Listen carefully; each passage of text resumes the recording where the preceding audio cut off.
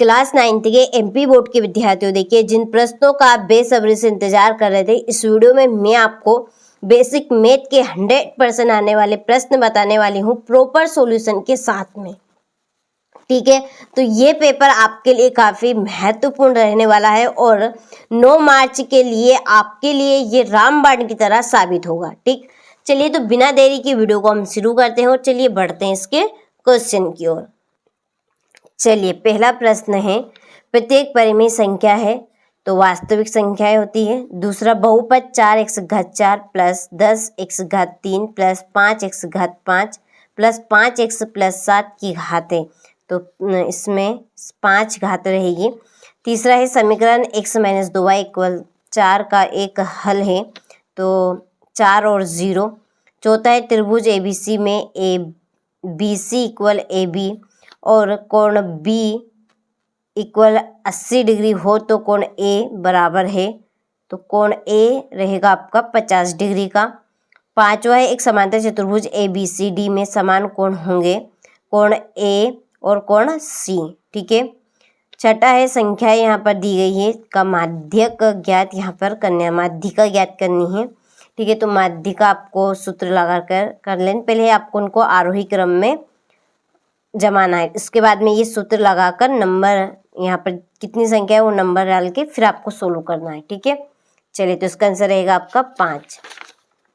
इसके बाद में ये आपके इंग्लिश वर्जन वालों के लिए, पहला, एवरी रेशनल नंबर इज, तो ए रियल नंबर रहेगा, इसमें आपका आएगा 5, तीसरे में आएगा 4 और 0, चौथे में आएगा 50, पाँचवें में आएगा कोण A और कोण C और छठे में आएगा आपका 5।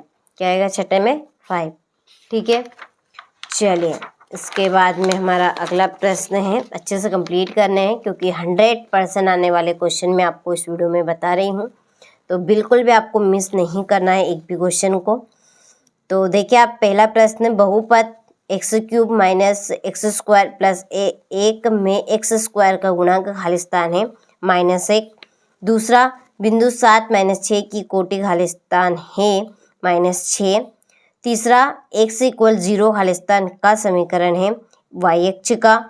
चौथा है, आयत का प्रत्येक कोण खाली स्थान होता है 90 डिग्री। वृत्त की सबसे बड़ी जीवा खाली स्थान कहलाती है व्यास।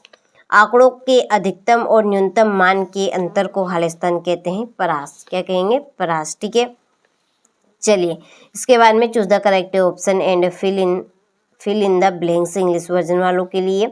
चलिए यहाँ पर मैंने टिक कर दी है, तो कंप्लीट आप स्क्रीनशॉट लेकर करें इनको। क्वेश्चन नंबर 3 में देखिए, सही जोड़ियों का सही मिलान कर लिखिए। पहला है, एक की घात m भागित एक की घात n, तो इसकी जोड़ी है आपकी एक की घात m - n। x² - y², तो x + y और x - y। x अक्ष के निर्देशांक भुज और 0 -1 - 2 तृतीय चतुर्थांश में स्थित है। उभयनिष्ठ अंतः बिंदु, ये आपके कोण 5, 6 और 7 का माध्य निकालना है, तो इसका माध्य रहेगा 6।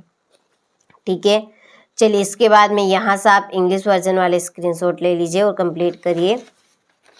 क्वेश्चन नंबर 4 में है, निम्नलिखित प्रश्नों के एक वाक्य में उत्तर लिखिए। पहला, रेखीय बहुपद की घात क्या होती है? 1। चतुर्थांश किसे कहते हैं? तीसरा, रेखीय समीकरण x = 3y को मानक रूप में लिखिए। x - 3y = 0।